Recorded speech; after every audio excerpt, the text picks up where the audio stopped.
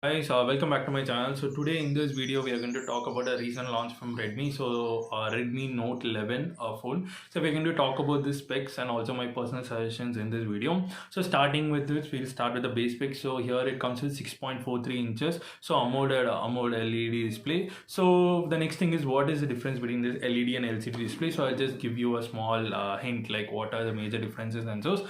So basically if you take any phones currently in any platforms, so there will be two kinds of displays. One is LCD and LED. So if you're a kind of a person like where you will be using your phones in the daytime, so in the sense like your usage of phones is so high in daytimes, then you should go for LCD display. Whereas if you're a person who's going to use like where you just switch off all your lights and fans in your room and then you use it, then LED display is a good option. Whereas for photographies, blogging stuffs kind of stuff, LCD is good because you will get a good brightness there. Whereas on this side there'll be like a kind of small native brightness, like an adaptive brightness. So that's what the major difference. It purely depends on the company's perspective, their manufacturing cost, their total productions, profit percentage. Depending upon that, each company will take which kind of screens they want. So here the company is using AMOLED LED display. So coming to the next thing, here it comes with 1080 to 2400 pixel resolution. You can go for max 2400, which is quite good.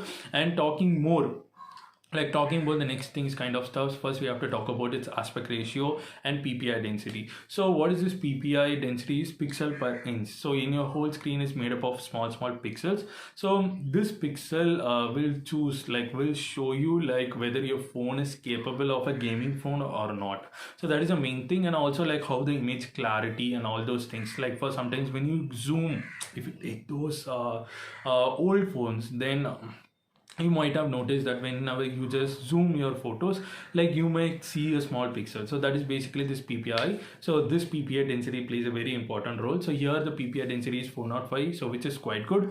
It purely is a gaming phone, because like for a gaming phone the minimum specification of PPI density should be more than 400. If you go less than like 395, 380 kind of PPI, it is good, but still you will have kind of lag and the screen will not be refreshed good.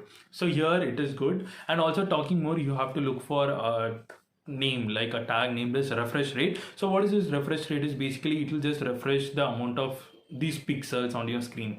The best example which I can just give you is like whenever you play any kind of online games, maybe like PUBG, Free Fire, Call of Duty kind of stuff, where you might have noticed like suddenly if you just want to turn your screen around, or if an enemy pops out, your screen will take 1 to 2 seconds of a lag, or else it will take some 2 to 3 seconds to refresh the screen. So this is mainly due to this refresh rate. So here the refresh rate is 90 hertz, so which is a decent refresh rate for gaming phones.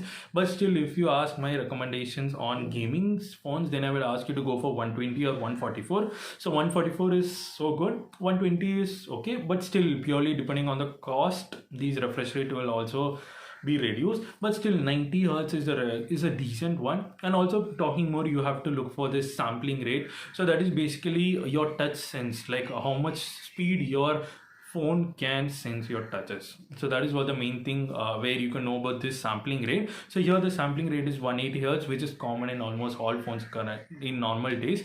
So these are the normal specs. And talking more is we have to look for screen to body ratio. So in the sense, suppose if you take your whole phone as 100 percentage, in that 84 percentage will be screen and rest will be your body in your whole screen. So this is what you can know about this from the screen to body ratio. So like these are the basic specs like about this phone. So talking more is you have to talk about this in depth, like its processor kind. So talking about this processor, here it comes with Qualcomm Snapdragon 680. So 680 chipset is purely a 4G chipset. So please, like, this phone will not be updated to 5G in any way, so please note that. And also it will be integrated with Adreno 16, so which is quite good. And also it will be paired with 4GB and 6GB. So these two are the specs like which you can get in this phone, like Note 11. And talking more, it comes with Android 11 MIUI 13. So those are like the basic specs. And next thing is talking about its camera. So in front there is Qualcomm with 50 plus 8 plus 2 plus 2. So 50 is your primary, 8 is your ultra wide, and 2 is for your depth, and next to is for your macro lens. Whereas in front you have like 13 megapixel, and also the fingerprint is on the side. So like these are the camera specs. On talking about its camera, it is quite good for its price, which I'll say it on the later part. And coming to the next thing is all its basic specs. Like on the whole, what are the rest specs is, it comes with USB type C, 5000 mAh fast charging, 33 watts. So those things are there, and the company has given a statement that it will be charged from 0 to 100% in 1 hour because of fast charging 33 watt, which is quite good. And talking more is it comes with dual sim micro SD card, which is a dedicated slot, and also 3.5 jack, stereo speakers. This phone has no 5G option, only 4G option, please note it. And talking more is GPS, NFC, so all kind of those things are available in these phones. So it comes in 3 colors. So basically the price of this phone which falls between like 13.5k to 15.5k. So here the variations are from 64 GB to 128 GB, so you can choose any of things you want. So it's going to be officially on live in Amazon from Feb 11th. So I'll put the link in the description, so if you're interested you can purchase it. So that's it. So these are the base things, like full things about this phone. So coming to the final thing is my suggestion on this phone. So the first thing is, this phone has no 5G option, so if you're okay with it you can go. Next, Bluetooth version here is only 5.1, it's like 5.0, and but still like Bluetooth I feel it's quite a less issue. And coming to the next thing is, here it has IP53, so that is dust and splash resistant, there is no water resistance. So these three things if you are okay. So this Bluetooth, why I'm saying is, suppose if you're planning to buy Bluetooth headphones where you're going to pair it and use it, then this Bluetooth will play a very important role for you. Rather than that, you can use Wi-Fi. Here there is Wi-Fi like 802.11 AC, so which is also quite good. So like hotspot Wi-Fi part is good. But talking on a whole about this phone is, suppose if you're planning to take this phone on gaming perspective, then I will say it is good, it is valid for its price. But still, if you're interested to going one step ahead of it, then I would recommend you to go for Poco M4, so that is quite good.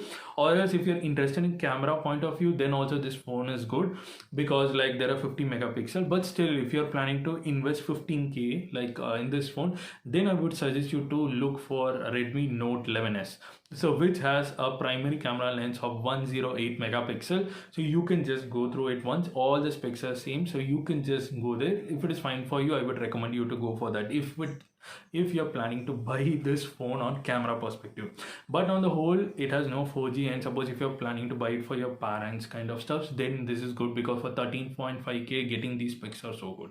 So that's it. So these are my suggestions about this phone. So if you have any doubts related to this, please comment below, I'll surely reply to it. Hope so if you like this video. So if you like it, please give it a thumbs up. So like this content, I'll just meet you in the next video. So till then, peace from K Square. Bye.